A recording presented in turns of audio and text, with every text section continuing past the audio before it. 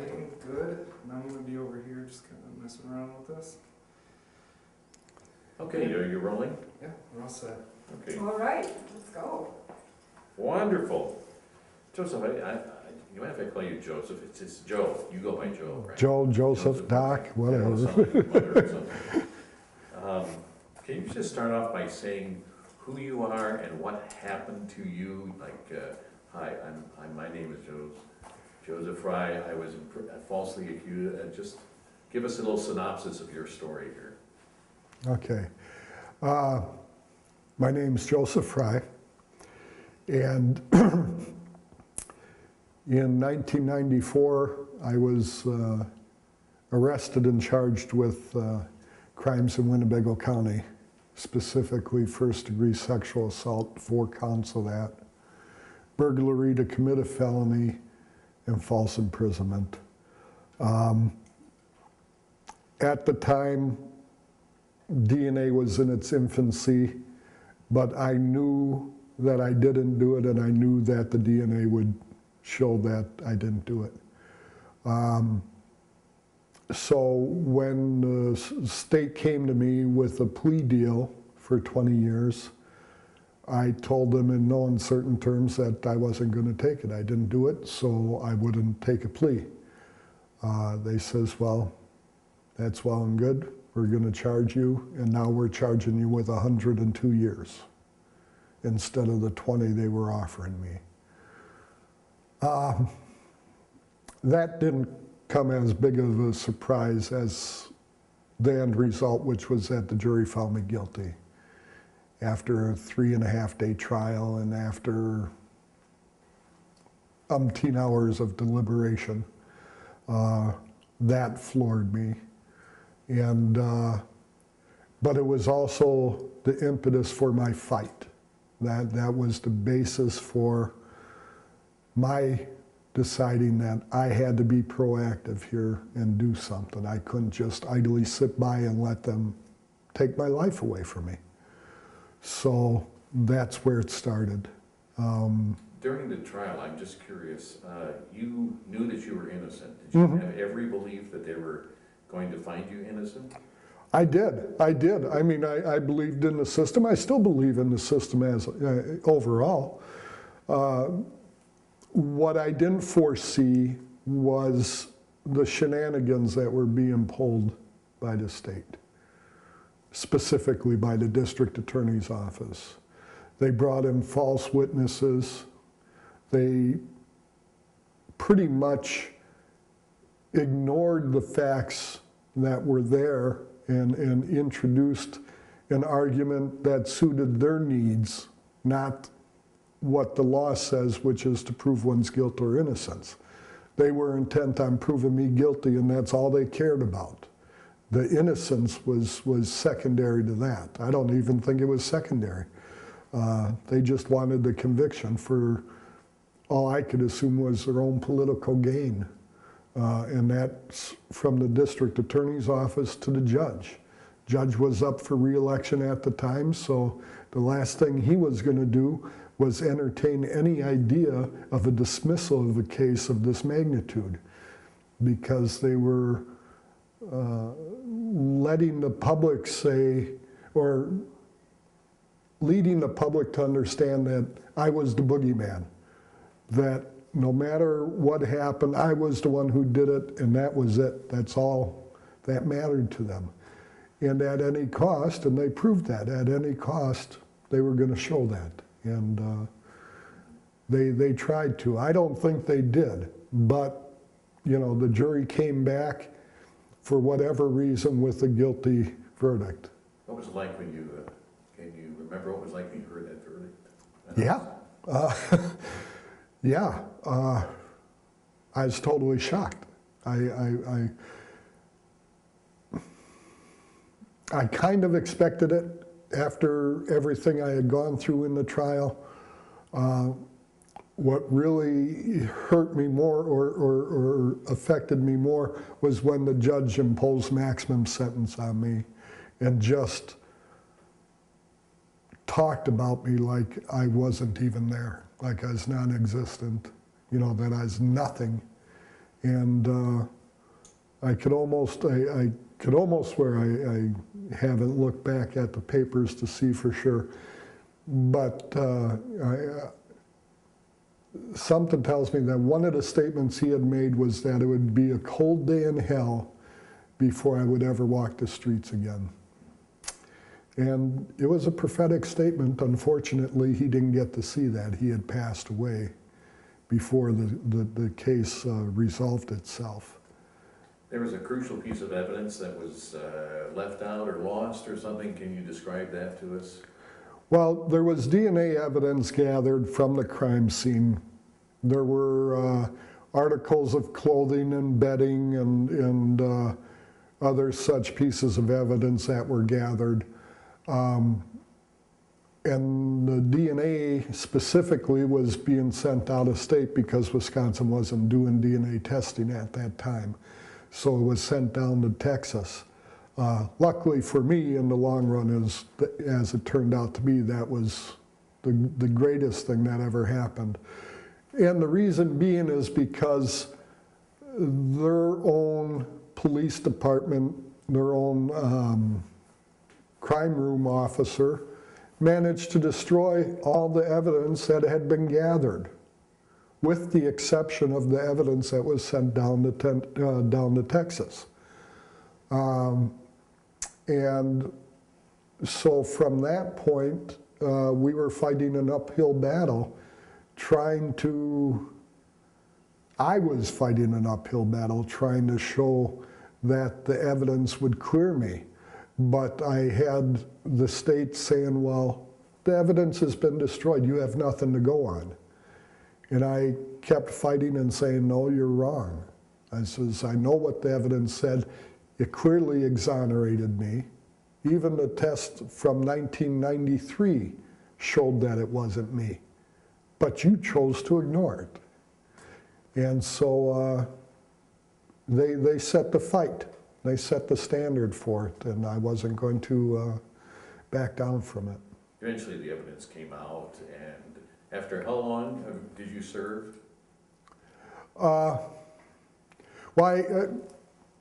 Let's be candid here. I had already been convicted for another crime, which I was serving time for, at which time I was arrested and charged with this crime down in Winnebago County.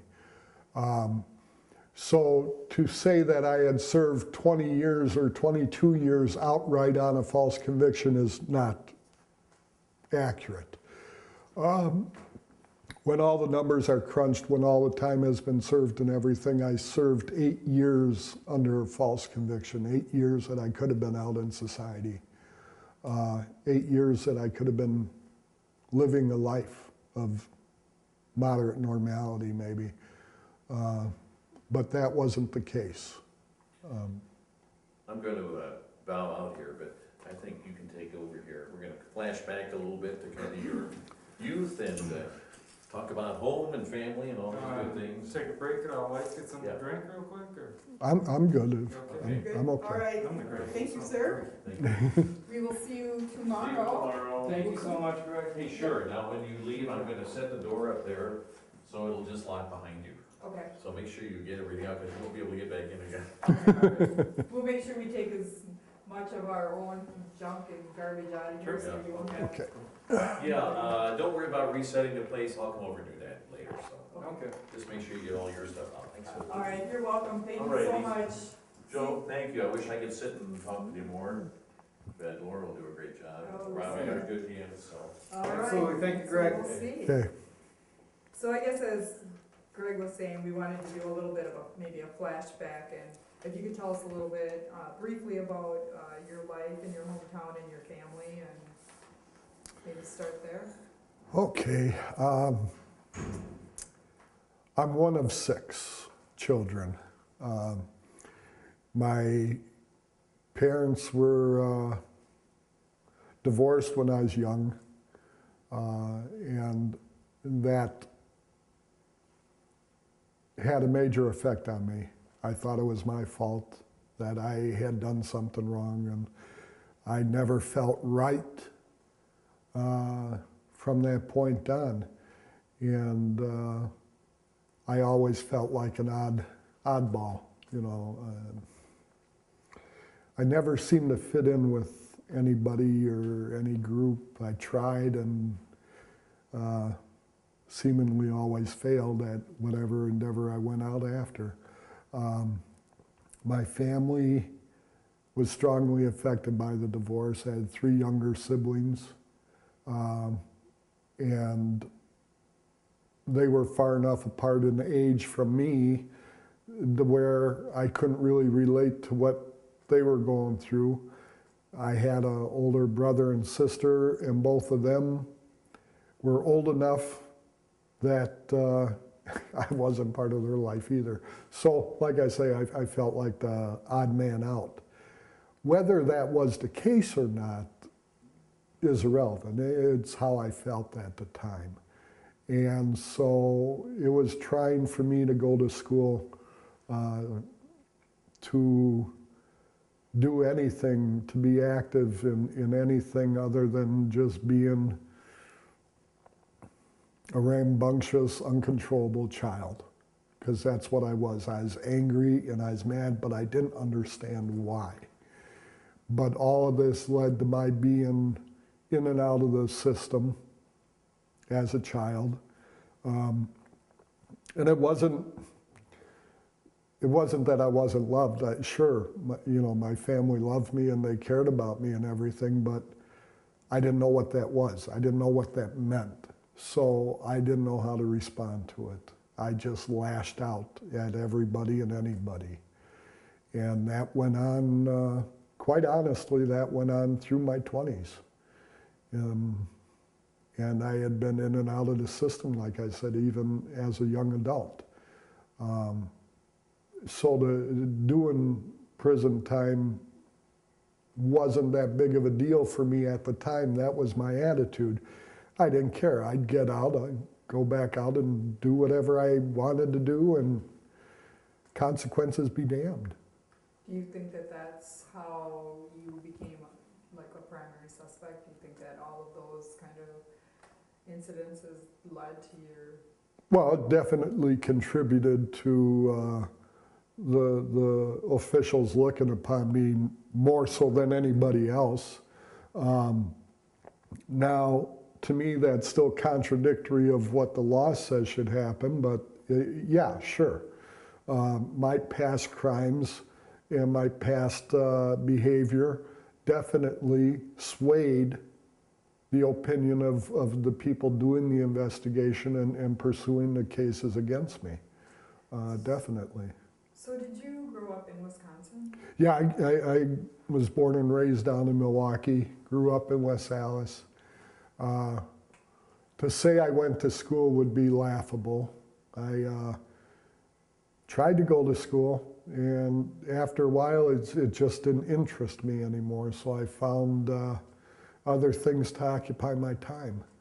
And they weren't the right things, of course, but it's what I did, and I can't change that.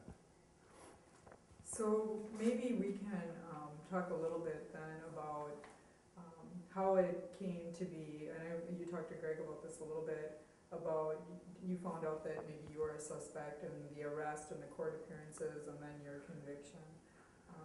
Do you have anything to add to that chapter? Well, when I had been informed that I was a suspect, I kept insisting that the DNA evidence would show that it wasn't me. And I was being informed by the police officer at that time that he didn't know because they didn't have the results back, and that, regardless, let's take a plea deal and let's just get it done and over with. And I had said no, I wouldn't do that. And as it turns out, by that time, he had already known the results. They chose to ignore it, and they chose to pursue it because of my past crimes, because of recent incidents that I had in Green Bay where I was living at the time. And so this spurred them on to come after me. regardless of what the actual evidence said. So when they did come after me, it was a shock. It was debilitating, matter of fact. I was totally stunned by it because I just couldn't believe that it was happening. But you know, somebody very close to me had always said one of the problems is it's like Chicken Little. Always talk about the sky falling, the sky falling. Well, I didn't do it, I didn't do it. And then finally the day comes when you actually didn't do it, but nobody's going to listen to you. And that's what happened. Quite honestly, that's what happened. And so now I'm on the other side of the story. And it was very odd in hindsight to come to that realization that things had turned around that way. But there had to be a bigger reason for it, and that I still hadn't learned yet. And so the battle turned into a very personal one, and one where I wasn't actively seeking support from family and friends because I knew it was my fight, that it was something I got myself into and that I had to work at getting myself out of. My family made their choices too, regardless of what they were, for whatever reasons. It was their choice, and they had every right to make it. And I had to come to that realization and accept that.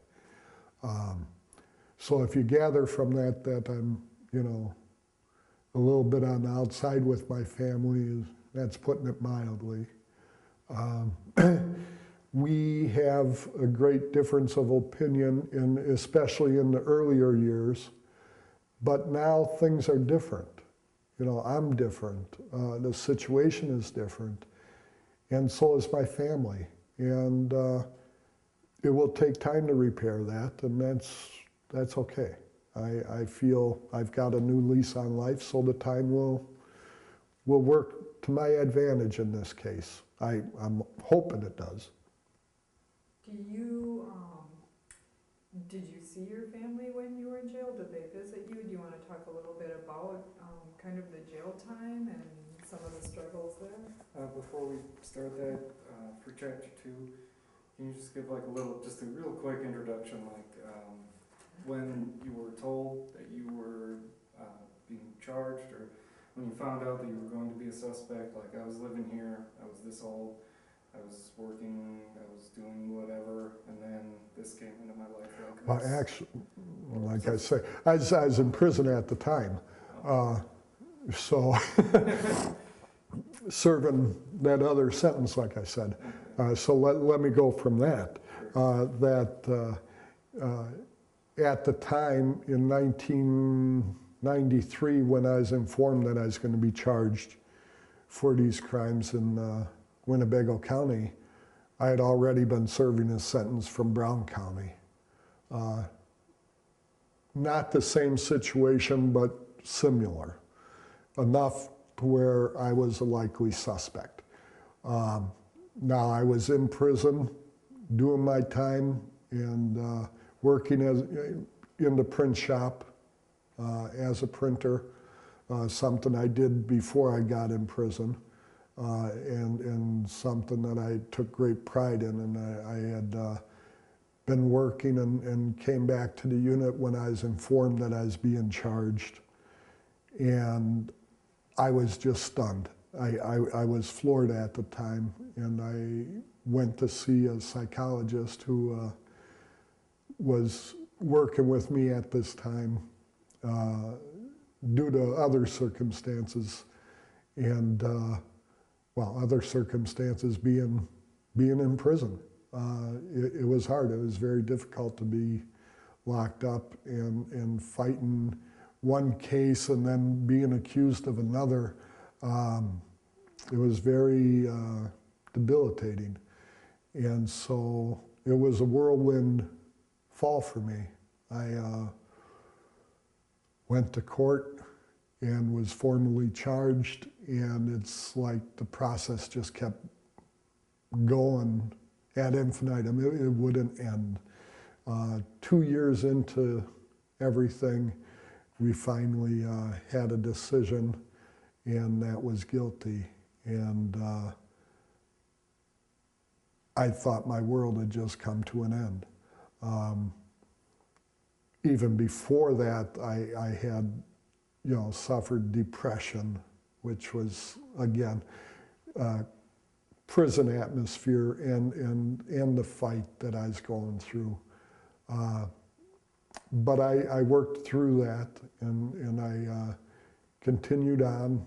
I stayed as busy as I could, trying not to let my mind get preoccupied with any one thing. So I felt if I kept busy, things would work themselves out. I had to just believe that the right things would happen. So that was my attitude then. That's what I was going through at that time. And I was doing good. Even after I was convicted, I knew I had to fight the case. I didn't know how. I didn't know what I was going to do. I didn't know how I was going to do it, but that I had to do it. So maybe can you talk a little bit about how you did spend your time and how you did plan kind of to fight the fight? Well, initially, because I was working in the print shop, for prison, I was making a decent wage, almost $1 an hour. And I worked as many hours as I could, just because I knew I could do something good by doing what I knew how to do, which was printing. So that occupied a lot of my time. I also, I used to write a lot to people that I had associated with. Did drawings and architectural work. In the meantime, also a lot of reading. And my music was very important. That's, what got me through a lot of days, was listening to my music. At the time that all of this was going on, I was getting very little sleep. Couldn't sleep much at all. I was lucky if I got 3 hours of sleep a night. It turns out that was due to medical conditions, which were eventually addressed, but it all took its toll. When you're living on a couple hours of sleep a day, things started happening. And what started happening with me was I was slowly losing my mind. Quite honestly, I was paranoid about the people I was even working with. I thought they were out to kill me, just because of all the pressure of everything. It had just welled up. And I sought help, and it wasn't seemingly coming to me quick enough. And I was at work one day, and I lost it. I just had a mental breakdown. I just couldn't stand it anymore. I had to get out of the shop. I was so scared that somebody in the shop was going to kill me that I had to leave. Now, these were guys I worked around for years and that I trusted and that I knew weren't about to hurt me in any way. But that didn't change the fact that psychologically I was paying a big price. And not all of it from that, but a lot of it was precipitated by the fact that I had gone through the case and was fighting that for a couple years and then found guilty. It took its toll. It was 4 years later, 4 years after the fact, that I started being very suicidal and contemplated suicide several times. Fortunately, I was able to work through that with the psychologist I was working with. And then when everything came to a head at work, I went up to my boss. I says, I gotta get out of here. I said, you gotta have somebody see me right now, because I'm losing it. I'm losing my mind. And I went to a psychologist, and he looked at me.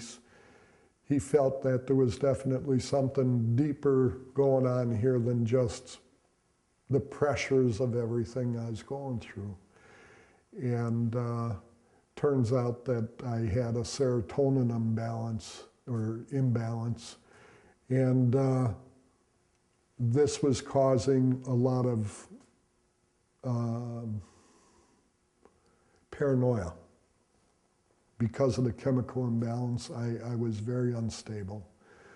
And so we tried to address it with medication, and it was helping a little bit, but then at that time, our state government decided that it made sense to send the inmates out of state to do their time, and I was one of those people. I was taken from a super maximum security prison, reclassified as medium security, and sent to Tennessee for nearly 4 years. How do you do that when I'm classified as a maximum security inmate in this hardest prison in the state at the time? It's still a baffling thing, but it is what happened. And I went out of state, and things spiraled out of control when I was out of state as well, because the medication I was on, though it helped, it wasn't helping enough. And it got to the point where I was so antisocial, so asocial rather, that I secluded myself from everybody. I started self-medicating and just tried to escape the best I could, whether it was to eat, to just hibernate and do nothing, listen to music or watch TV. That's what I did, whatever it took to make it through to the next day. That's how I went about it. So at some point, did you get transferred back to Wisconsin? Yeah, in 2003, I came back to Wisconsin. It was actually the day the shuttle blew up on re-entry. I didn't know about it. I was on a bus coming up from Tennessee through a snowstorm at the time. So I had no idea what had happened. I didn't find out until almost a month later because I didn't have a TV until that time.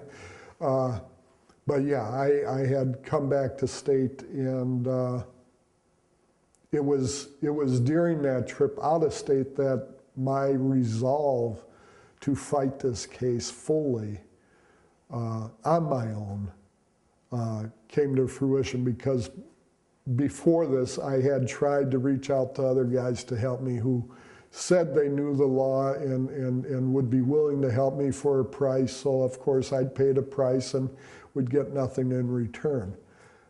Well, after this third time of that happening, I decided that, hey, I had to now take action myself, because nobody else was going to do it for me. I thought I could get somebody to do it, but private attorneys wanted $25,000 to $50,000 just to look at the case. I didn't have that kind of money. Inmates, wanted hundreds of dollars, and I had that, so I gave it. In return, I got nothing. So in the end, I had to pursue it on my own. And so I started paying more attention to what I was reading in the law books, trying to understand what the laws were saying and how they applied to me. I didn't always get it right. I wasn't educated in law. It wasn't something I did. But it's something I had to do because nobody else was going to do it for me. So that is when my quest to seek out the truth really took hold. And that started about 2001. And so from that time forward, I had been studying up on the law and trying to learn as much as I could in as quick order as I could because my time was running out. I had statute of limitations I was fighting and everything else. So I had to be quite proactive without knowing what I was doing and just hoping for the best. So did all of that kind of law studying and all of that, did that lead you to the Innocence Project, or did they seek you out? No, I had, before they were known as the Innocence Project, there was a different branch of legal assistance that the university provided to inmates, which was called LAIP, Legal Aid to Incarcerated Persons. And I had reached out to professors at the university trying to get help. They had sent people, and again, these student attorneys were given the same information that I had been given, was that the evidence had been destroyed. There's nothing here. We can't do anything. So I'm sitting one day watching 60 Minutes, and Lynn Scher is doing a piece on DNA evidence with Barry Schecht and Peter Neufeld. Two new people to me. I never heard of these guys. But they had started the Innocence Project in New York and had been getting success in their pursuit of finding the truth in cases.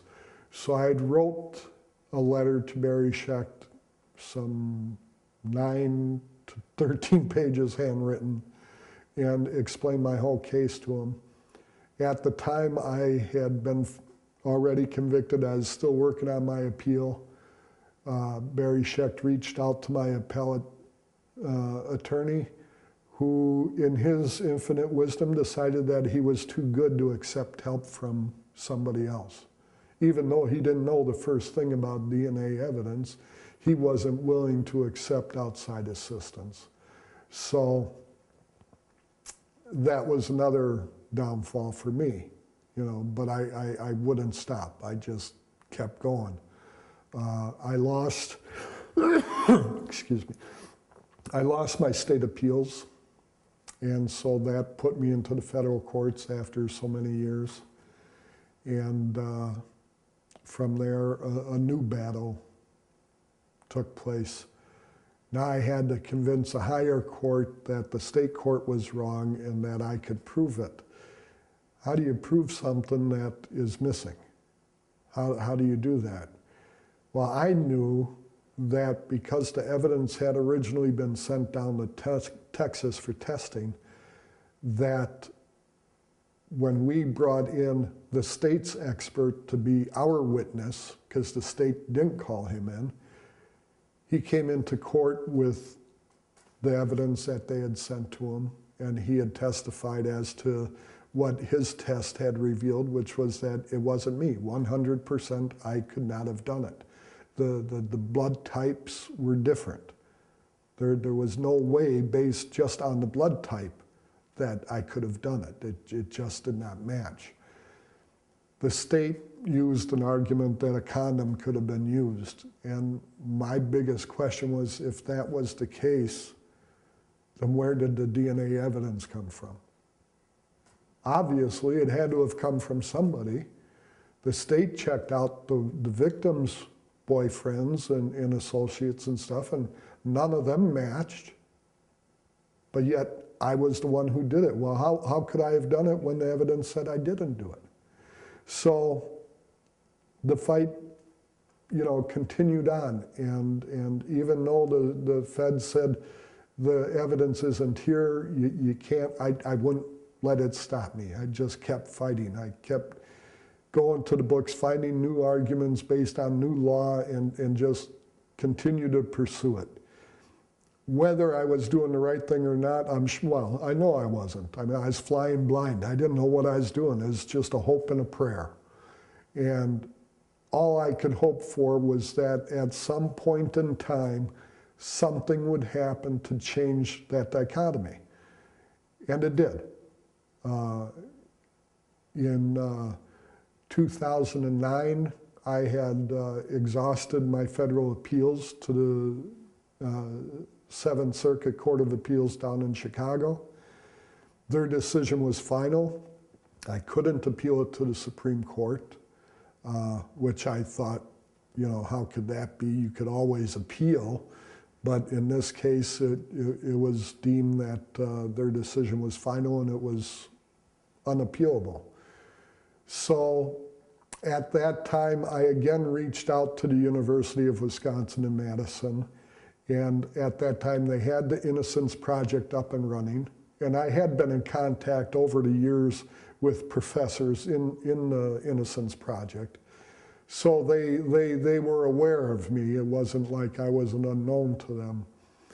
And finally, I got a petition, or I got a request from the Innocence Project to submit an application for review.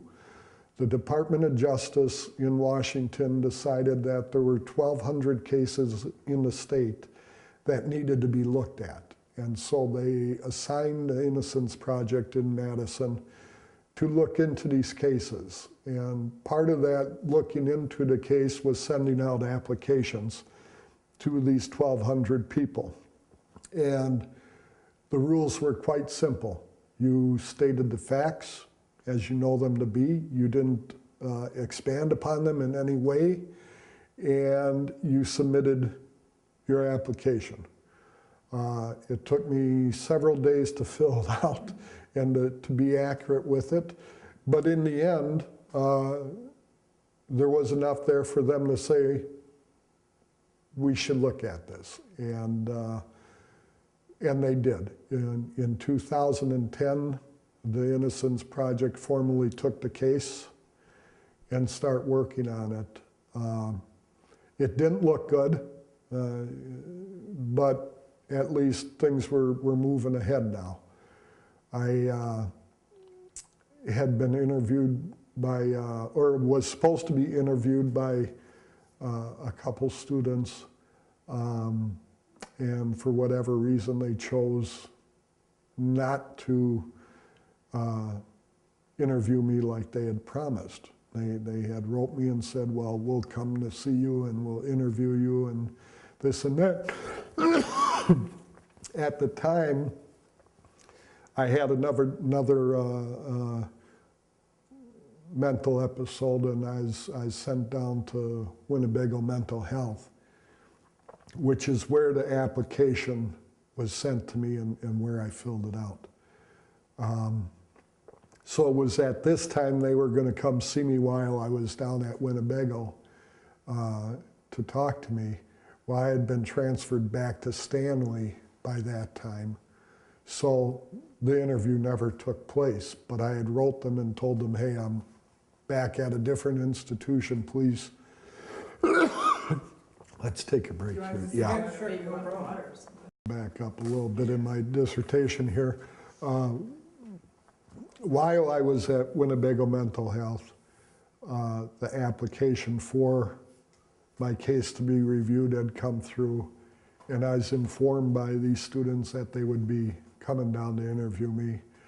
But before they could, I was transferred back to Stanley. At that time, I wrote them and informed them of my transfer and that I would be now in a different place, so to reschedule it, if at all possible. And I didn't hear anything back from them for a few months, at which time they wrote me back and said that there was nothing they could do, that there wasn't any funding available anymore, and that they couldn't do anything for me. Well, I couldn't let it go. I couldn't accept it. And so I composed a letter that I sent to the clinical professor as well as the supervising professors of the program and to the students. And I says, look, you're wrong. You have to, you just can't do this. You're talking about a man's life here, and you've got this wrong. You have to look at this. You can't just close it because you don't have the money. I know what you were given from the federal government, and you know, it should have been more than enough to at least look at my case like you promised. But that's the rub. You promised me an interview. But you hadn't given me an interview. You didn't even get back to me based upon your own letters that you would. So I held their feet to the fire, and that letter reached a couple people who were not too pleased with what had happened, and it was the clinical professor, Tricia Bushnell, who had gotten the letter and said, no, you're right. We do have to look at this. And she, you know, had the situation she had to deal with her students and everything, and still come to me and see me and try to at least uphold the agreement that was made, which was to grant me an interview. And I was granted that interview. The students did come up to see me, and to their surprise, they came to the realization that maybe a mistake had been made, and maybe there was something more here. Again, I was hogtied by the fact that there was no evidence. Where's the evidence? Where's the evidence? And I kept trying to insist that the evidence was where it's always been, which was down in the clerk of court's office. Because the day the specialist came in from Texas, he held up a little coin envelope and says, "Who does this evidence belong to?" And my trial attorney said, "Your Honor, that's the defense's evidence." So it was entered as defense exhibits, is taken in possession by the clerk of courts. And so I knew that unless the clerk of courts destroyed it on their own, which I couldn't see happening, that the evidence was still there. So all I had asked throughout all these years was to please look for the evidence. It was there. I knew it was there. It had to be there. It was the only thing I had left, you know, to prove my innocence. It was all I had left. And I couldn't believe for one second that the system was so corrupt as to have gotten rid of that evidence too. So the Innocence Project listened to me, and the one student had gotten a hold of the clerk of courts, and the clerk of courts says, "Well, our records indicate it's been destroyed." And the student pretty much used the same line on the clerk as I used on the students. "What have you got to lose to look? Humor me. Humor him. Look, you know, do nothing else, just look." 2 days later, the student at the Innocence Project was informed by the clerk of courts that she found an envelope and that it was sealed. She says, "I can't open it, can I?" And the student says, "No, you can't." And from that point on, I knew the end was near. I didn't know how long it was going to take, but I knew things had finally changed. The evidence was found, and that I knew what it was going to show.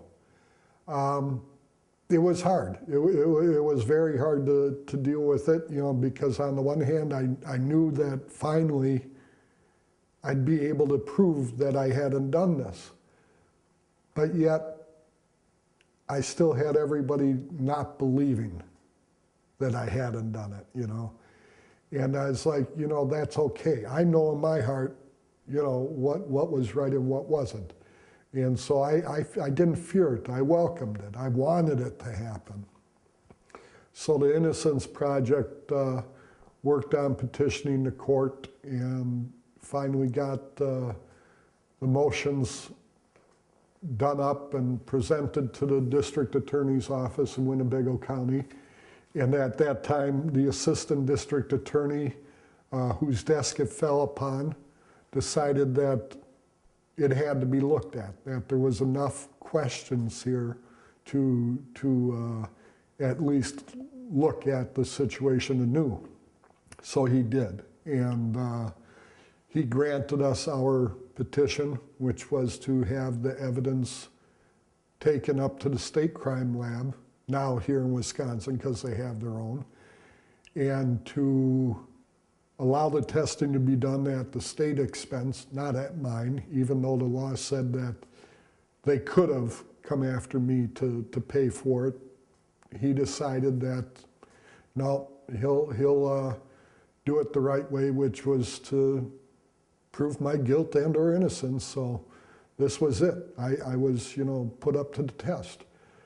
And so the evidence was finally sent in. And by the time it was tested, it was already 2013.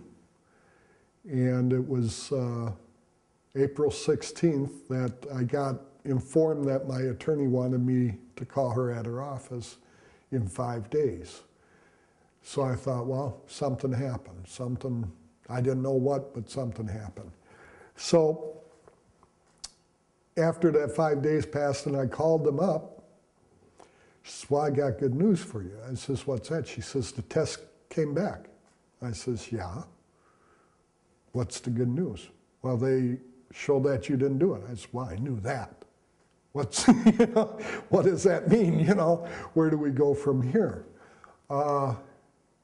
And she said, well, from here we'll have to petition the court again and present everything to them and let them decide. And she says, but something bigger happened. I says, what's bigger than that? You're saying I didn't do it. Yes, she says, but we found out who did do it. And at the time she told me the guy's name, and even to this day, I really don't remember it. I don't care. It doesn't matter. It wasn't me. And so that was April of this year, or April of 2013. And things started happening very quick. They got me down to court in May, and the judge vacated my sentence based upon the DNA evidence that was presented by this district attorney's office. And then the district attorney's office asked for time to investigate more evidence that they had on the possibility that they might find me culpable yet. And the judge granted them the time that they wanted, which was like another 55 days or so. And I'm sitting in the county jail, not belonging to the DOC anymore because my sentence has been vacated, but yet sitting in limbo because I can't afford the $100,000 they wanted me to put up as cash security to get out. So I sat in jail and waited for the test results to come back from the other evidence they said they had, knowing full well that there was nothing there. I was just as confident then as 20 years earlier. And lo and behold, come July 12th, we're back in court, and the district attorney says to the judge, Your Honor, we don't have any evidence against this man. We have to set him free. Judge says, yeah, I could understand that. And so he dismissed the case against me in full and released me. So that all happened just in like a moment in time. So can you Yes. kind of describe like how did you feel when that happened, or what did you think was going to happen? And How did I feel? it seemed like a snapshot, there was so much stuff moving in that direction. So much, yeah, so much had happened in just a matter of 3-4 months. It was a whirlwind. But I knew, like I said earlier, that the day was going to come. I knew it was going to come. It was just a matter of when. So when Tricia had informed me of the results, everything else to me was immaterial. It was now that I could look forward to eventually getting out. When, I still didn't know, but at least I knew it was going to happen. I had no doubt about that. And had always kept that hope, and because I had kept that hope, I think that's what ultimately allowed me to come out the way I did, which was far different than what people had expected. Far different than I had thought would happen too, quite honestly. I mean, let's be honest here. I was flying on a hope and a prayer. And that was it. I knew what I didn't do, and I knew that the day would come when I would be proven right. But that still wouldn't change the fact that I had already spent 22 years in prison, 8 of those years for something I didn't do. And that now life was going to be given back to me, but how? I've been out of circulation for all that time. That's a lifetime.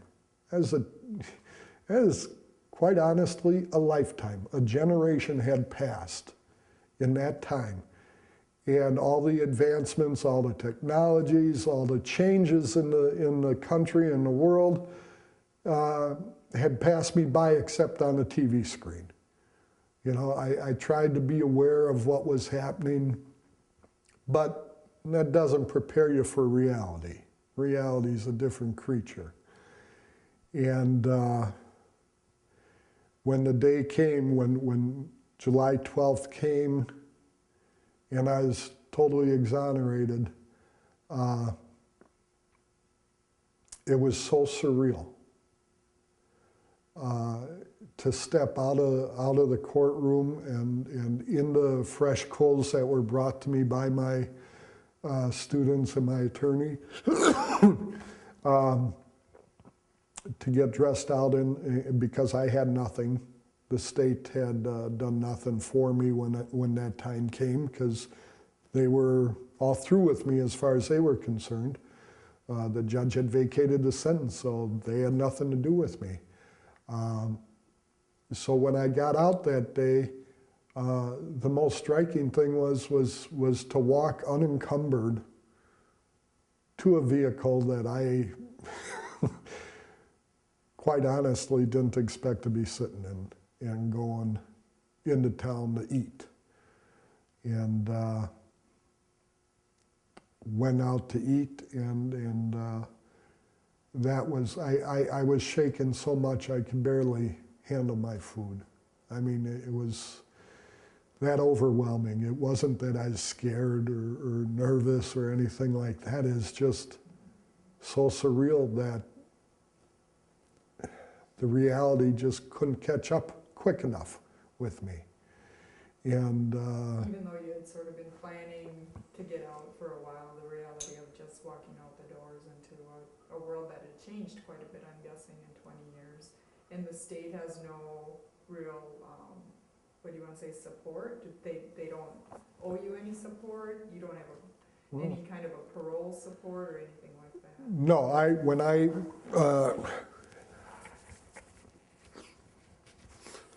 when I was exonerated by the courts, the state was absolved of all responsibilities to me upon that action of the court. So no, had I been paroled, I'd have had a support system to come out into. I would have had parole officers and social workers and these people and those people trying to help set things up, be it housing, be it jobs, be whatever you could want. These things would have been offered, at least offered to me. But because I got out free and clear, nothing was offered to me. No assistance at all was given to me. So everything that came from that day forward was precipitated by me or the students or both of us. And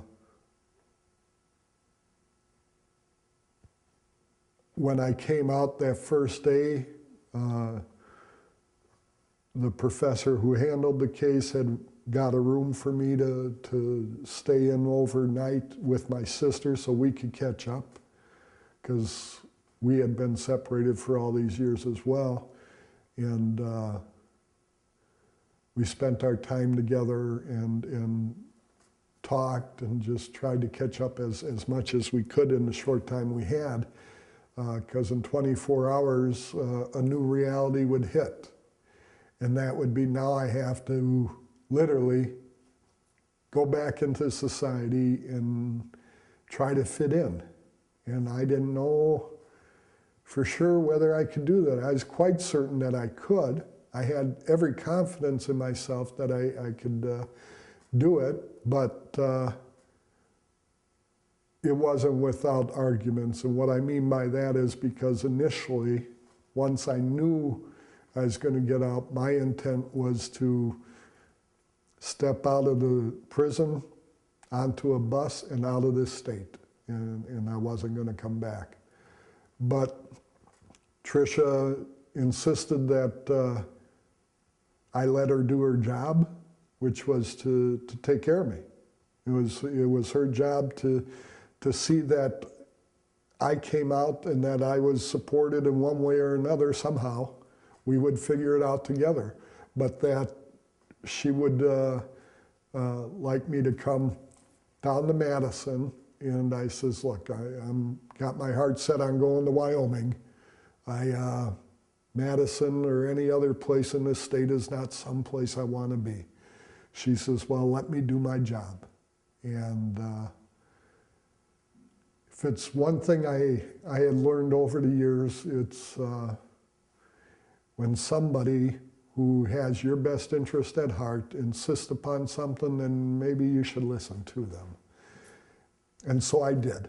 I listened to the arguments that Tricia gave me, and I says, look, if you could arrange for me to come down to Madison and not have to go anywhere else, I'll do it.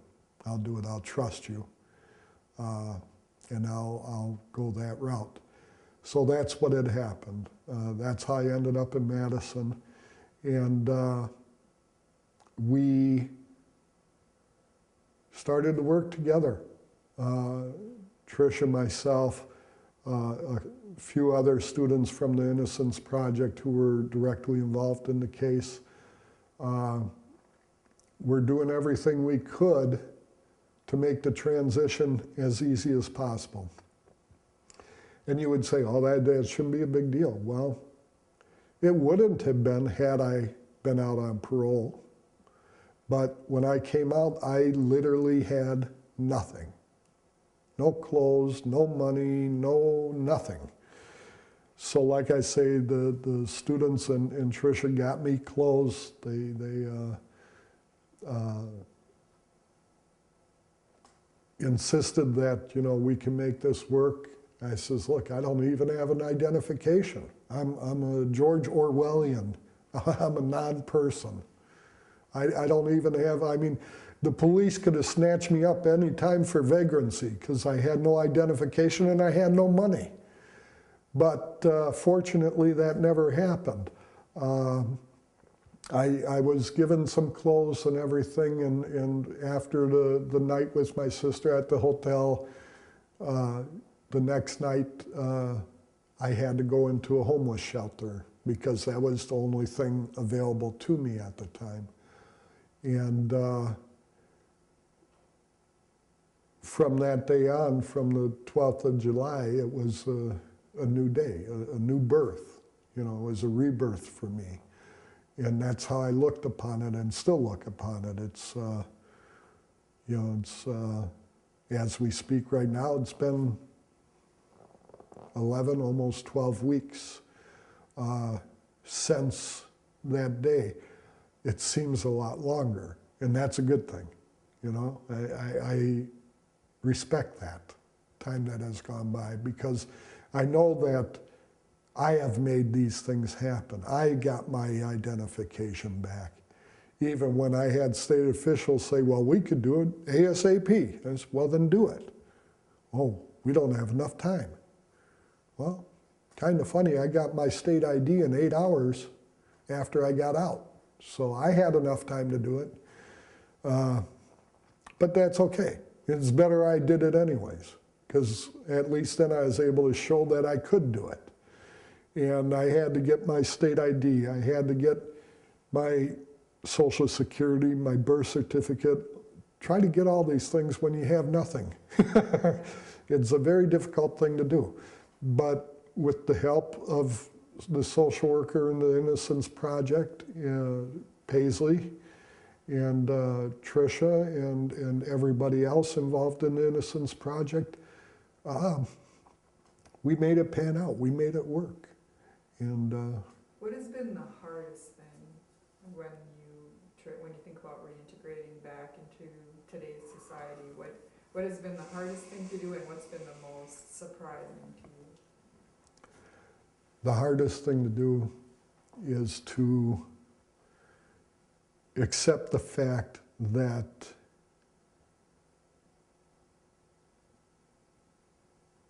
there's big changes that have been made and that I can never make up for those changes. But that's okay. It's a new time for me, and I'm embracing it as much as I can. I've been found disabled by the federal government, so that doesn't exclude me from trying to find work. But what work can I do right now that I'm qualified for? I'm not really qualified to do anything but printing, and for the most part. I mean, I do have other strengths that I'm trying to utilize, but you know, printing was my life. That's what I did. That's what I knew, and I couldn't do that anymore because of my health. So the question then became, well, what do? I don't want to sit in a homeless shelter time on end. I couldn't do that. But yet, I didn't know how I was going to support myself. We had to apply for general assistance from the state. We had to file petitions for disability with the federal government. And so these things I know were going to take time. They weren't going to happen overnight. But yet in the meantime, I'm sitting in a homeless shelter with nothing but a backsack of donated items given to me by students and faculty, and the hope of making things work out. I could honestly say that I didn't give up, and neither did anybody else who had run into me, because they all supported me. And that was probably the most surprising thing, was I had expected to be kicked, and to be kicked hard repeatedly. And that didn't happen. I came out, and I just couldn't believe what was happening. The support I was getting from people I didn't even know. People who didn't even know me, but they heard about the story. So one day I'm sitting in the Memorial Library on the internet, and which I had to retrain myself how to use. But I'm wanting to listen to some music while I do some legal research. And so I went to the NPR site because I know they have a good music collection. And I see a site there for Joy Cardine, who is a reporter at Wisconsin Public Radio. And it says, any ideas or comments for shows, please submit them. So on a lark, I did. I wrote an email, probably the first one I ever did, and I told her my situation. And I says, look, why not do a story on me, on what just happened to me? And I laid it out briefly. And a few days later, I get a phone call that they were interested about it, and what about it? You know, would I do it? I says, yes. So at that point, I realized, wow, there is something I can do here. And it's both positive and it's productive. The sad thing is the rewards are different than monetary.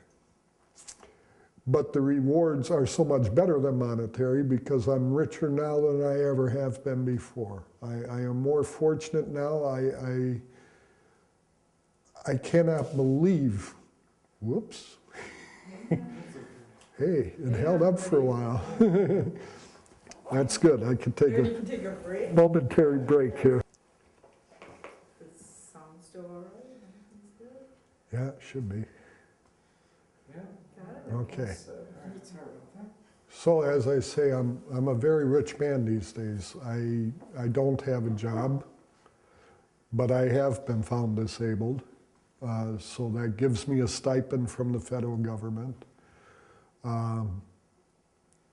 I have friends, and if a man or a woman is gauged by the friends they have, I'm a very rich man because I have a lot of friends that I've made in the past 2 months that, 3 months, sorry, that I never thought I would have. And all walks of life, all ages, men, women, and it's been because of me, because of what I've done, because of what actions I've taken since I've been released on July 12th of 2013 that has changed my life. And I tell the students, I tell my attorney that, you know, I'm indebted to them. And they say, no, you're not. You did this on your own. I says, no, but you did this on your own. We just help precipitate it. And they're right. They're absolutely right. But regardless of that, I'm still indebted to them.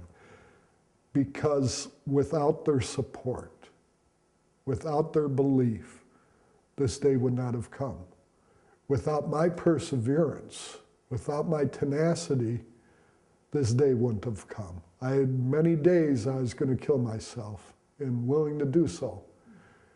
But I had made a promise to my sister that I wouldn't. And that was early on. That was in one of my darkest days. That was shortly after I was found guilty. I had made a solemn promise to her that no matter what, I would continue to fight until I couldn't fight anymore. Granted, a few times I relapsed on that and almost gave it up. People said, well, why didn't you? Well, had I wouldn't be here today. That's the first thing. Secondly, it would be like my arguments were for naught, that I was innocent, but yet I couldn't stand to fight until I was proven to be innocent. Well, I showed that I could. Where I got the power from, I don't know. It doesn't matter. The fact is that I wouldn't give up on myself. And so today I sit here unemployed, still in moderately poor health, but trying. The fight still goes on. I'm not stopping. Am I still getting support from the state? Moderately. Not that you would know, but there's been local organizations and groups that have helped me immensely. And to start with would be the homeless shelter, because these people were there when I needed them. And they didn't question where I came from or how I came to be where I was at. All they were concerned about was, you need a bed and we've got one for you. And so it wasn't the most ideal of situations. I had to live out of a backpack with all my belongings in it. Now, that's not bad, but now try to look for a job. Where are you going to put it? I was afraid to put it anywhere because I had medications. I needed the medications. If I had placed that backpack somewhere to hide it until I could get to it later in the evening when I had to go back to the shelter and it come up missing, what am I going to do then? I couldn't afford to do that, so I had to carry it with me. And carry it I did. As painful as it was, as debilitating as it was, I had to do it. I couldn't let it go. And so I went around town all the time with that backpack, over to the university, over to the library, over wherever I had to go. It was with me. It was my constant companion. And it weighed as much as a constant companion too. But I did what I had to do. And in the end, it was worth it. The shelter helped me. Programs within the community, Madison Area Urban Ministries reached out to me and says, look, we've got a program here. You're eligible to be part of it. We'll take you in, and they did. And then there was also Porchlight Community, which ultimately were the people who afforded me a roof over my head outside of the shelter, which is very liberating in and of itself. Now I had a place I could at least sleep at night without worrying about having to pack my bags up and walking around the next day. Now I could go out with as little or as much as I wanted to and pursue looking for work. And I do. It's not the most glamorous thing to do. I still have limitations, but I'm making do. I'm happy. I'm enjoying life, and I'm enjoying the new friends that I have. And it's just a new beginning for me, and I know that.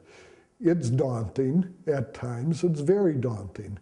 But I can't allow that to get me down to the point where I can't recover, because I only have to remind myself of where I came from and know that where I am now is such a much better place, that no matter what I have got to go through now, it'll still not be as bad as where I was. And so I'm lucky right now. I'm very fortunate. Now, I met you through volunteerism, and I know that you are now volunteering some of your time.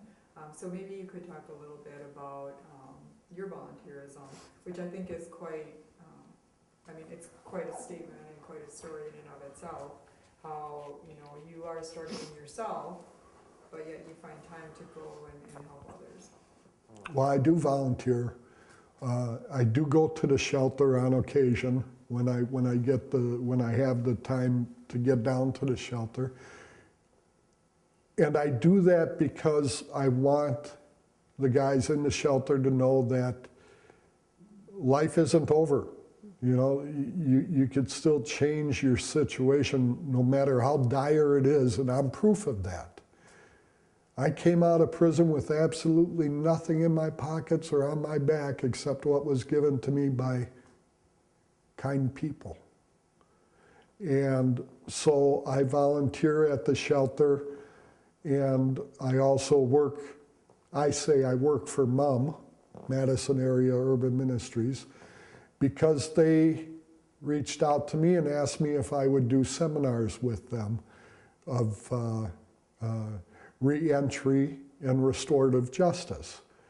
And I had been through restorative justice, and I honor the values of it, and I says, of course I would. It's the least I could do, because it benefits me just as much, and as much, I hope, as it benefits the people that I go out and talk to. Because I don't want them to misunderstand my intent. My intent is not to glorify anything I've done in my past and say, look at me now. My intent is to show them that the system is broke and we all have to work together to fix it. I am but one of just a few fortunate people to make it through the system, as broke as it is. And I'm not going to let that hold me down. But in order to do that, I have to be vocal about it. I have to be able to share that honestly and openly with the people I talk to.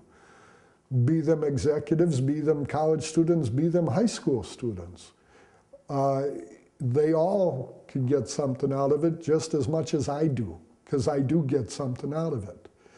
And like I said, if wealth is gauged upon other than money, I'm a very wealthy person because of the acts that I commit myself. I go out there every day trying to do not only better for myself, but reach out to other people, anybody who's there, who wants to talk, I'm willing to talk. If it's a bartender at a local establishment or another homeless man on the streets all by himself sitting there on the side of the road at 3:30 in the morning, I'll stop and I'll talk to him and I'll ask him what's up. Why is he in the situation he's in?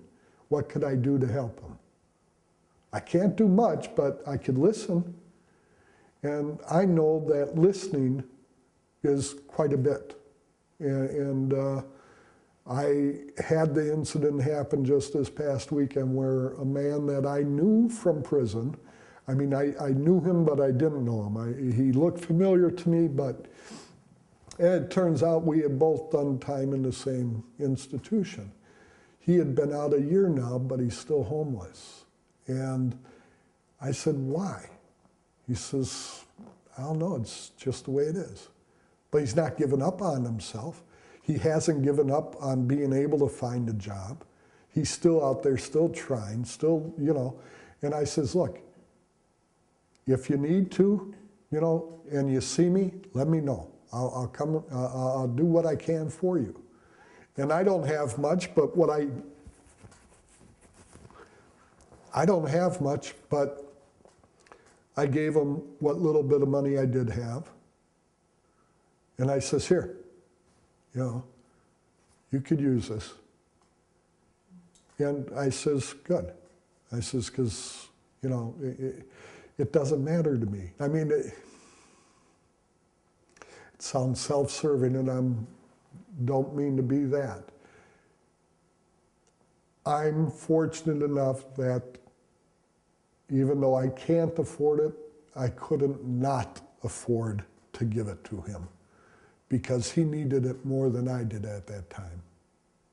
And this is why I volunteer. This is why I will not hesitate to volunteer on a moment's notice because my intent is so that I could help others. And it doesn't matter if that person's an executive or a student, because if I could help them understand what I have gone through and the changes in society and what we have to face as a society together, then it's all worth it. Then we're accomplishing what we should be accomplishing as a society.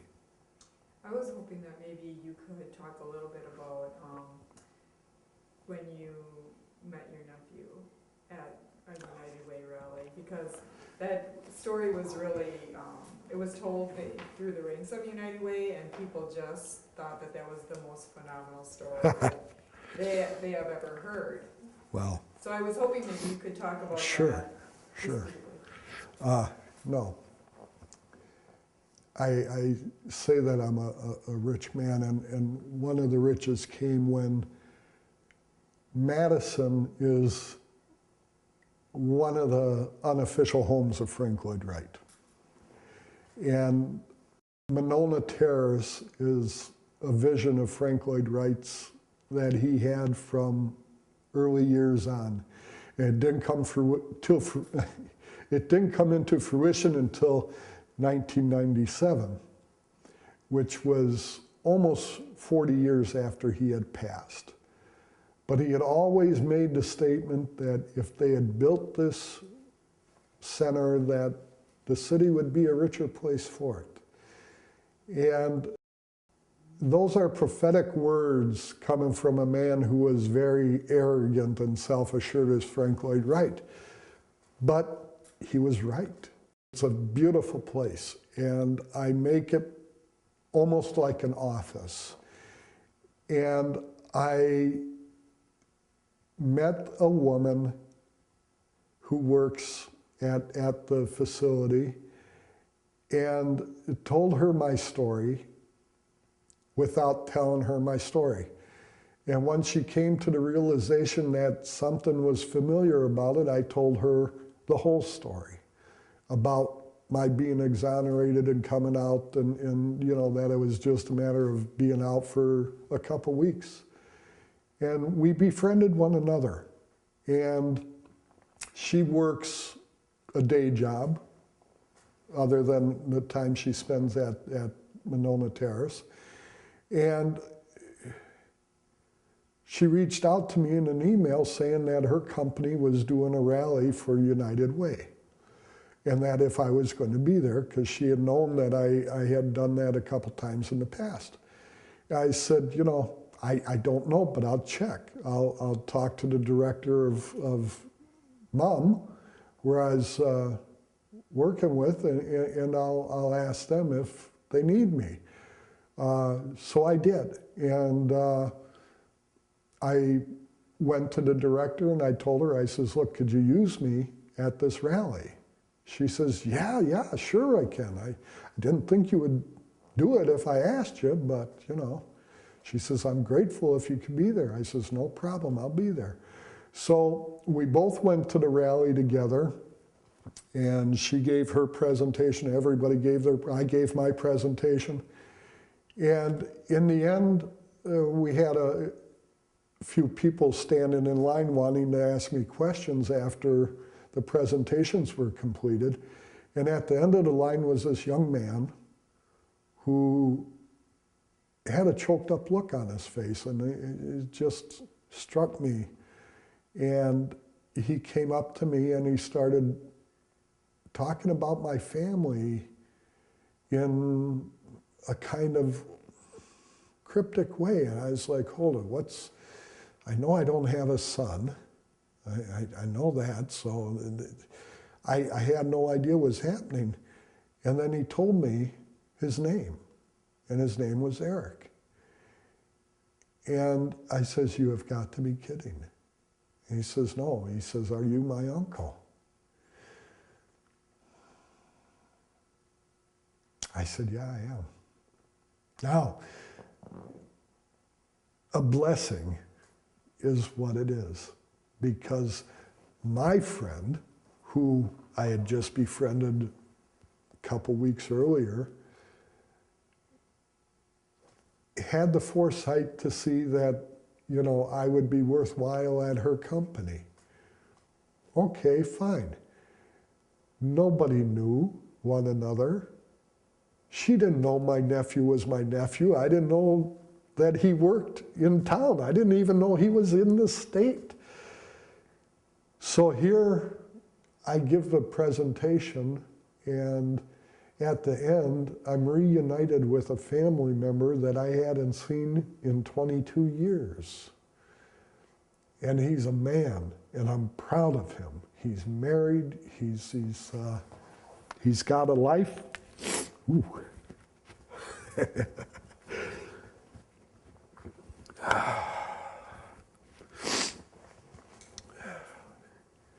Recompose. It's a great story, though. He accepted me, open arms. And that's pretty much how we started our communication, was open arms.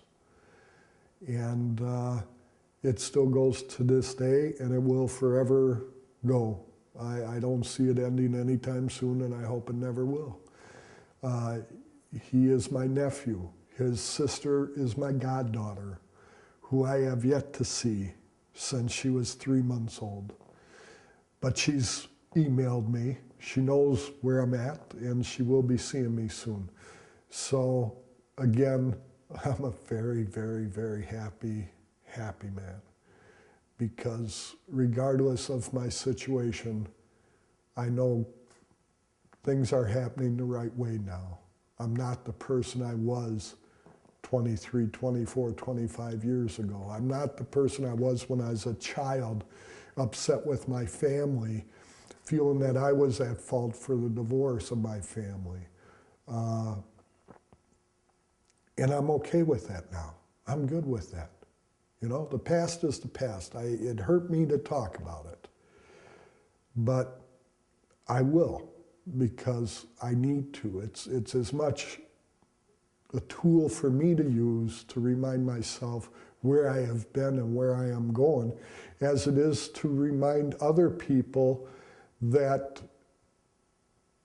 you could be in the same place I have been. Maybe not the same circumstances, but anybody at any time could be accused of anything and not have done it. How are you going to deal with it? Well, I've seen how people have dealt with it. I've seen people kill themselves. I've seen people attack others because of it. I've attacked myself long enough. I've punished my family long enough. I've punished society long enough. Now I want accountability. Now I want others to hear what has happened and to be aware and to know that we all have a story, we all come from some place.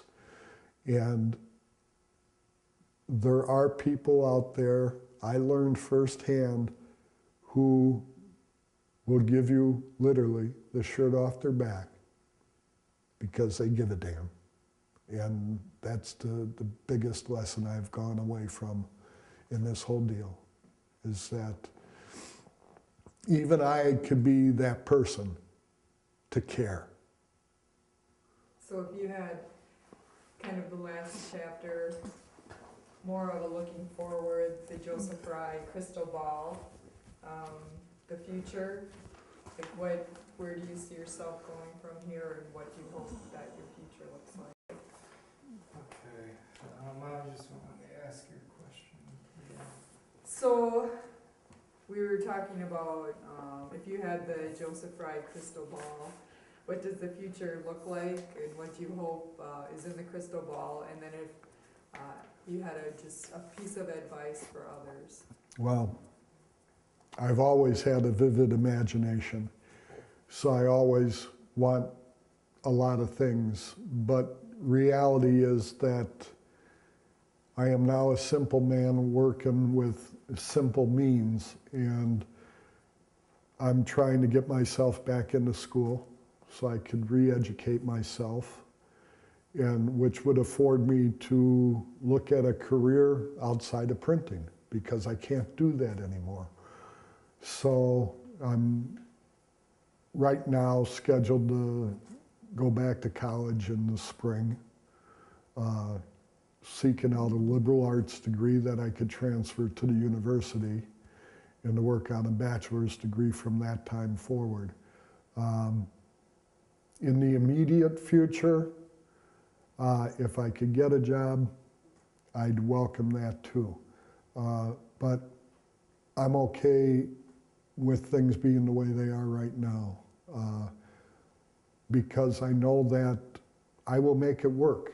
I'll make it work for myself one way or another. That $710 sure beats $48 a month that I was getting inside on a good week, or a good month rather.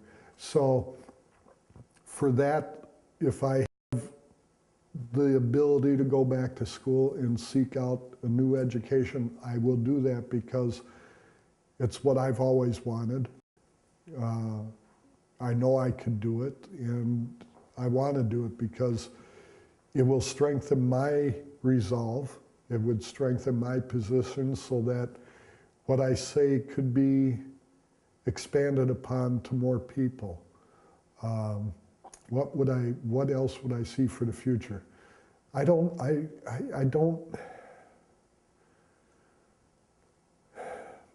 I want accountability. Whether I'll see it or not, time will tell. And what shape it will take, I don't know. But I do believe it will happen in one form or another. If I was to emphasize any one thing to anybody who hears this, it is that no matter how bleak things become, no matter how hard things seem to be, that there is always, always the chance of changing that dichotomy. You could always rewrite the map and change the direction you're going. You could always reach out to your fellow man and support him or her and say, look, I'm here for you. I may not be able to give you everything you desire or want or need, but I'll help you as much as I can. And I will do that too, because to me, I'm required to do it. That's in my own heart. I am, that is something I need to do. And we should all strive to do that for one another. We all need help at one time or another. And we cannot forget that. We're all in this together. And we've got to act like it and make it work. That's great. That is an awesome ending. That is, Right there. that is Perfect. Well done. You nailed it. That